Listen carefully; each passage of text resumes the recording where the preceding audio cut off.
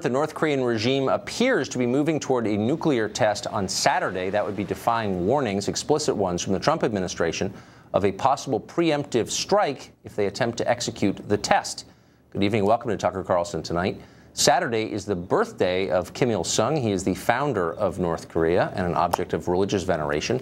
And if any day is likely to see some explosions, it is that one. It's already Saturday morning on the Korean Peninsula, so the test or a U.S. strike could conceivably come at any time.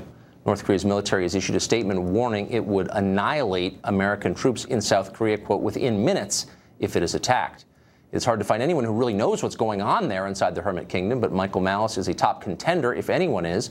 He wrote a biography of Kim Jong-il, Kim Un-'s father, and the country's previous dictator. Michael Malice joins us tonight. Michael, thanks for coming on. Thank you, Tucker. So, from a non-expert point of view, this looks ominous, almost scary. Is it? Do we have reason to be really concerned? We have absolute reason to be concerned. North Korea has been preparing for 70 years with the idea that the U.S. imperialists, how they refer to us, are going to come back and finish the job that we started in the Korean War. So this is part of their mythology. Children have to wait outside the library at night waiting for U.S. spies. So this is something they've been prepping for decades.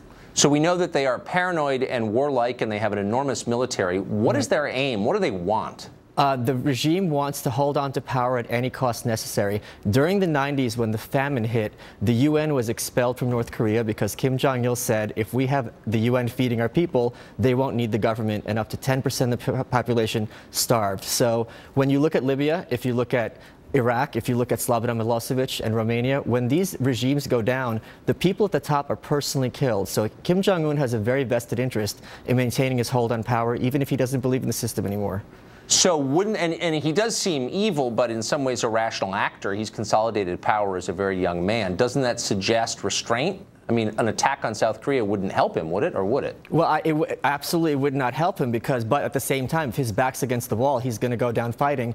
His father, Kim Jong-il, got the supreme commander role, according to the mythology, because Kim Il-sung, the great leader, the founder, said, what do we do if we lose? And Kim Jong-il said, if we lose, we will destroy the world. And Kim Il-sung said, spoken like a true supreme commander. So part of their mythology is you have to live with the spirit of the bullet and the bomb and lay down your life on behalf of the leader. So these people are not going down without a fight. The Pyongyang metro is the deepest metro in the world because it's a bunker in case of a nuclear strike. A huge percentage of their infrastructure is subterranean. They have been waiting for years, and they're taught it in schools that we're going to come back and kill them all. How do you think they'll react to feeling cornered, to the ultimatum laid down by the Trump administration? I'm absolutely terrified because you remember President Trump during the campaign said, if someone hits you, you got to hit him back harder. And that's their exact mentality. And they have no allegiance to anyone. The scariest part is there are 100 to 200,000 people in concentration camps in North Korea right now. You can see the camps on Google Earth. And the people in these camps are told explicitly and constantly, if the U.S. imperialists invade, we will kill you all and burn these camps down. So if there's an attack, we might be looking at genocide within one day.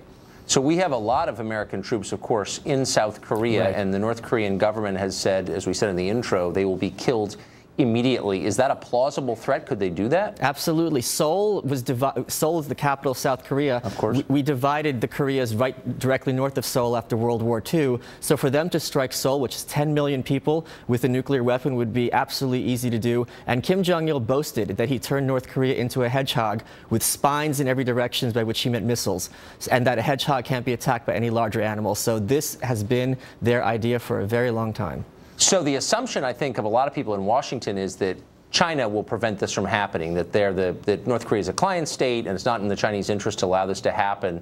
Is that true? Do they have control over the North Korean government? No, China has been leaning on them and trying to get them to calm down for a very long time. And North Korea revels in the fact that they're a country the size of Pennsylvania, and they basically give the finger to China, Russia, Japan, the U.S. imperialists, and South Korea. So China can't really control them either. The only thing they've done is in the 70s, when they built a 70-story statue of Kim Il-sung in Pyongyang and plated it in gold, China said, this isn't what communism is about, so they changed it to bronze.